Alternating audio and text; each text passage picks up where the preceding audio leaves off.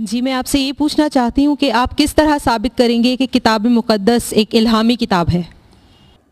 میں 3 نکات آپ کی خدمت میں پیش کروں گا مختصر طور پر، تاکہ اس سوال کا جواب کسی حد تک ہمیں پتہ چل سکے۔ نمبر 1 تو یہ ہے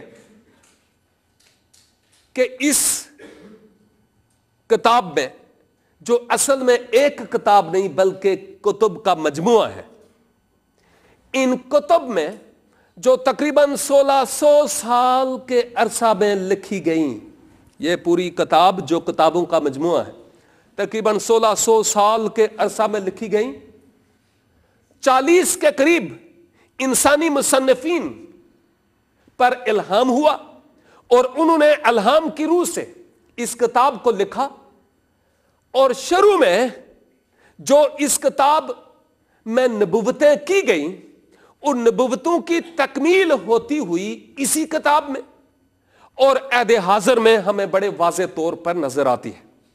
گویا میں یہ کہہ رہا ہوں کہ ان کتب میں جو ہمارے پاس ہے شروع سے آخر تک ہم آہنگی پائی جاتی ہے۔ یہ بے ترتیب کتاب نہیں ہے۔ شروع سے تخلیق کائنات سے لے کر نئے آسمان اور نئی زمین تک کے واقعات بڑی تفصیل سے اس کتاب میں لکھے گئے ہیں۔ تو اس کتاب میں ہم آہنگی پائی جاتی ہے، کوئی تفریق نہیں پائی جاتی، کوئی تضاد نہیں پایا جاتا ہے، اور ایسے ہی لگتا ہے جیسے کسی ایک ہی شخص نے اس کتاب کو لکھا ہے ترتیب کو دیکھنے کے اعتبار سے۔ اور اس میں کوئی شک نہیں کہ اس کتاب کے پیچھے ایک ہی مصنف ہے اور وہ خدا بذات خود ہے۔ اس نے بندوں پر بھید کھولے تاکہ وہ ان کو الہام کی روح سے لکھنے والے ہوں۔ دوسری بات جو یہاں پر نظر آتی ہے کہ ان کتابوں کا ہم آہنگی کے اعتبار سے پہلے پوائنٹ کے ساتھ ہی بات کرتا ہوں، ایک دوسرے کے ساتھ ایسا تعلق ہے جیسے ایک کتاب دوسری کتاب کے بغیر کچھ بھی نہیں ہے۔ فار ایگزامپل، نیا عہد نامہ پرانے عہد نامے کے بغیر صحیح طور پر سمجھا نہیں جا سکتا، اور پرانا عہد نامہ اس وقت تک ہم صحیح نہیں سمجھیں گے جب تک ہمارے پاس نیا عہد نامہ نہ ہو۔ اور اس کے ساتھ ساتھ اگر میں چاہوں کہ میں عبرانیوں کے خط کو سمجھوں تو مجھے احبار کی کتاب کو سمجھنا ضروری ہے، کیونکہ قربانیوں کا سلسلہ احبار کی کتاب میں ہے، اور احبار کی کتاب کو سمجھنے کے لیے مجھے عبرانیوں کی کتاب کا سہارا لینا ضروری پڑتا ہے۔ پیدائش کی کتاب کو بہتر سمجھنے کے لیے مجھے مکاشفہ کی کتاب کے سمجھنے کی ضرورت ہے، اور مکاشفہ کی کتاب کے سمجھنے کے لیے مجھے پیدائش کی کتاب کے سمجھنے کی ضرورت ہے۔ کتب کی ہم آہنگی اس بات کا ثبوت ہے کہ اس کے پیچھے کوئی انسانی مصنف نہیں ہے بلکہ کوئی الہی مصنف ہے، جس سبب سے یہ پتہ چلتا ہے کہ یہ ایک الہامی کتاب ہے۔ نمبر 2، دوسرے نمبر پر سائنٹیفکلی یعنی سائنس کے اعتبار سے جب ہم اس کتاب کو دیکھتے ہیں تو یسایہ نے 40 باب کی 22 آیت میں واضح طور پر کہا کہ زمین محیط ہے یعنی گول ہے، تو ہمیں واضح طور پر یہاں اس کتاب میں نظر آتا ہے کہ زمین گول ہے، اور آج سائنس اس بات کو ثابت کر رہی ہے کہ زمین گول ہے۔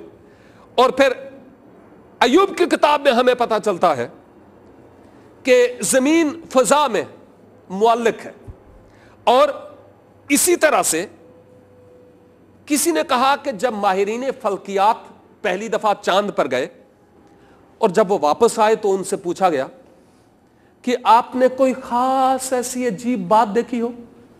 تو انہوں نے کہا کہ ہم نے یہ دیکھا کہ زمین ایک بال کی صورت میں خلا میں معلق ہے، لٹکی ہوئی ہے۔ سائنٹیفکلی یہ اس بات کو ثابت کر دیا کیونکہ لکھا ہے کہ یہ ایک بال کی طرح گول محیط ہے۔ ایوب کی کتاب سے میں آپ کو یہ بتا رہا ہوں۔ اور تیسری اہم بات اس کے الہامی ہونے کی کا ثبوت یہ ہے کہ جو نبوتیں عہد عتیق میں کی گئی ہیں ان نبوتوں کی تکمیل ہوتی ہوئی ہمیں نظر آتی ہے۔ تقریباً 360 سے زائد نبوتیں ایسی ہیں عہد عتیق میں جو آج تک پوری ہو چکی ہیں، اور کچھ آئندہ پوری ہوں گی۔ جو پوری ہوں گی ان میں مسیحا کی آمد ثانی کے تعلق سے ہے۔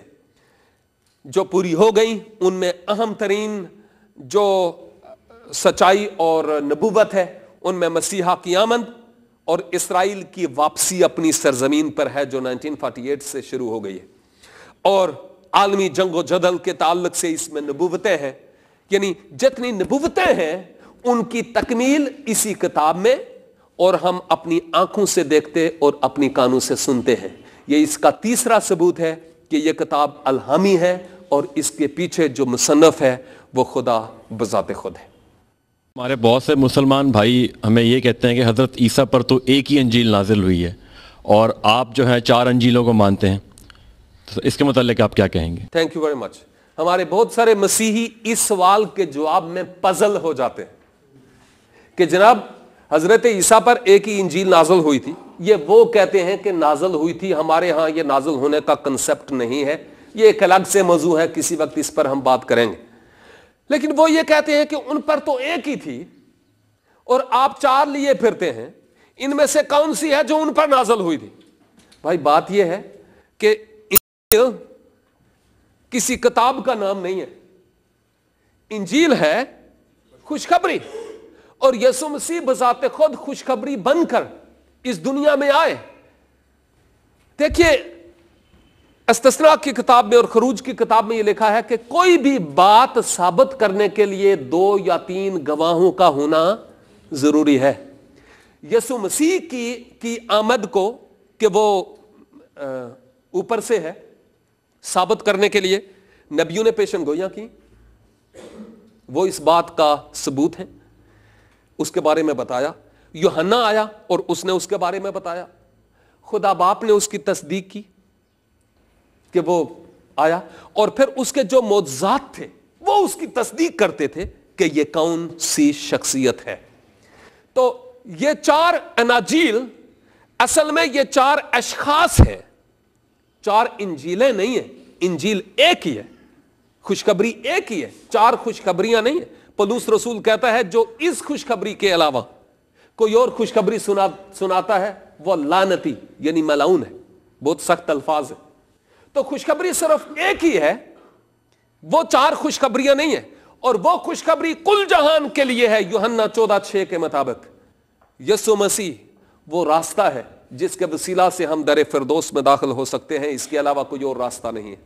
और इस खुशखबरी के पेश करने के लिए ये 4 मुख्तलिफ अशखास हैं जिनका इंतखाब खुदा ने किया, जो मुख्तलिफ शोबाहाए जिंदगी से ताल्लुक रखते थे, ताकि वो 4 गवाह हों, जो कुछ उन्होंने देखा और जो कुछ सुना है उसको अपनी जबान में बयान कर सकें।